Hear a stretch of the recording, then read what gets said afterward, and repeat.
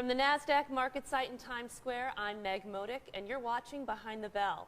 To officially end the trading day, we have Rock the Street Wall Street, ringing the closing bell within the hour. But prior to that, here to discuss some of the initiatives and work being done by the organization, we're joined by Maura Cunningham, founder and executive director. Maura, thank you for being here. My pleasure. Welcome to NASDAQ. Thank you. Fun. Now, yeah, absolutely. Now, tell us a little bit more about Rock the Street. Okay, well, Rock the Street Wall Street is a financial literacy program designed to spark the interest of high school girls into careers of finance. Gotcha, gotcha. And how did this get started for you? Well, I was in the industry for 25 years myself, and then I retired in 2009, and then I started to trade my own account, and then I thought we need to do more than this, and so I went back, got my master's degree in civic leadership, and thought it was my time to give back. So I launched this in 2012. We became a 501c3 nonprofit in 2013, and I decided I wanted to see more girls come into finance because I was typically one of the very few women in finance, and that needle hasn't moved much in 25 years. So we wanted to try and see if we could do something. And when I came out of my silo, I was quite astounded at the response we've been having nationwide on how many people this is resonating with, particularly women in the business.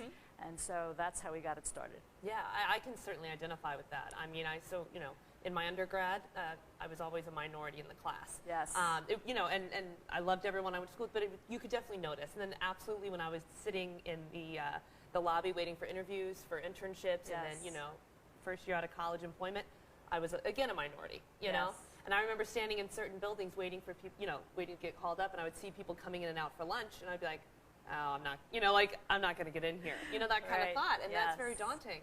So I totally see a need for this, and I'm so excited by this. Congratulations. Thank you. Absolutely. Thank you. Yes. Now, as 2016 prepares to close, much like the market today, what was the most pivotal moment for this year in Rock the Street?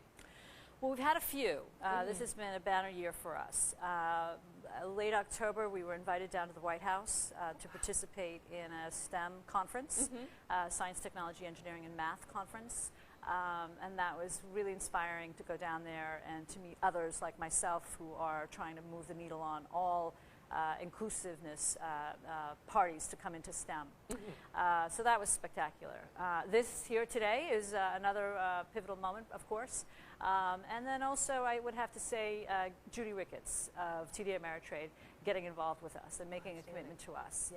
She decided to come onto our board, and she shares our vision of having more women in financial services and in leadership positions specifically. So she wants to broaden the pipeline. So her commitment, not only let's say ethically, but also by putting some financial backing behind it too, has been a significant, has had a significant impact on us. Oh, well, sure, and we're very honored to be one of these pivotal moments for the year. Yes. Thank you so much. Oh my gosh, this is, thank you very much. This is a lot on my shoulders now, but I appreciate that. It's so much fun. Well, welcome. And then looking ahead towards 2017, what kind of, events coming up in the future or exciting initiatives are in the pipeline? Okay. Well, we have some serious interest for more chapters coming. Currently, we're in 5 cities, by the way. Yeah. So we started in Nashville, Tennessee, although I was born and raised here in New York City.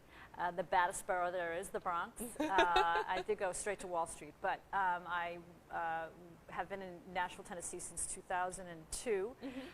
So we launched in Nashville, Tennessee. We are now in 5 cities. We then were in Memphis, which is 200 miles west of us. Then we were launched in Chicago, which of course we have the CBOE and CBOT up there. And then we launched in New York City. And then this year we launched in Dallas, Texas, Fort Worth, Dallas-Fort Worth. Wow.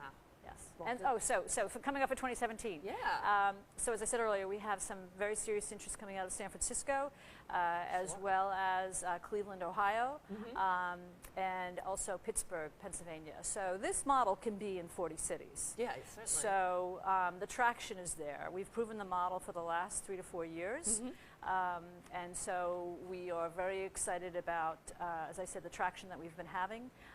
And so we're looking forward to 2017 being a stellar year for creating what I would call a syndicate of financial firms that come together to help us become a sustainable model, to eradicate financial illiteracy as well as to widen the pipeline for women in finance. That's excellent.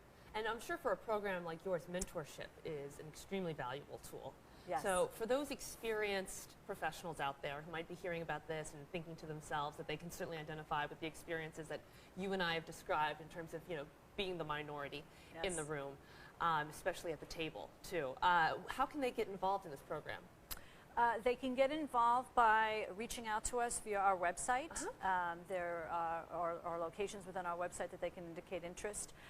They can get involved by volunteering with us. Typically, when we have a firm that commits to us, such as, let's say, TD Ameritrade, and we enter a city, we are blessed with human capital. Yeah. We have more volunteers sometimes than we know what to do with. We're very blessed with human capital, which kind of astounded me when we first started this, because again, having been in a silo for so long, being one of the few females in the profession, I was so struck by how this is really resonating with them. So they can volunteer. The second thing they can do certainly is financial. They can get their companies to step up and to provide financial capital to us. We are a 501c3 and commit to us for a number of years so that it's a sustainable model. Well, outstanding. And it sounds like the TD Ameritrade partnership in particular has been a huge boost to the program. Well, that's excellent. Yes. Now, like you guys might be seeing right now, their page is tagged with the Facebook Live. And how could viewers potentially donate to help fund some of these activities and events? They can go onto our website, and there is a donate button on the upper right-hand side. You hear that? So they can click there, and every dollar is obviously of benefit to us, and it goes into our programming. Gotcha. And so these dollars, where are they going? So these young women enrolled in the program, what kind of development have you seen leading this program, but also, in terms of their comprehension and understanding of, entering finance and walking down Wall Street, essentially? Walking down, I like it. You know that book, A Walk Down Wall Street? I always that's a good one, well, in our first series of curriculum, our 101 courses, we actually turn the tables on the girls, and we have them become a financial planner for Jane immediately in the first class. So not only do they begin to play the role of a financial advisor, they also understand what a financial advisor does and what's required of them, and also what the concepts are that they're communicating to their client. So they have learned what a paycheck is. We go through an entire paycheck, which I know I didn't really do until I was much later in life. We go through 401k deductions, pre-tax, post-tax. We go through state income tax, federal income tax. We go through flexible spending accounts.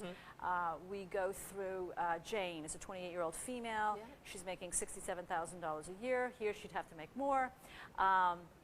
And so we have them do critical thinking, meaning we have them make choices. How does she spend her money? For instance, does she buy a car? Does she instead use mass transit? Does she walk to work? Does she take a bike to work?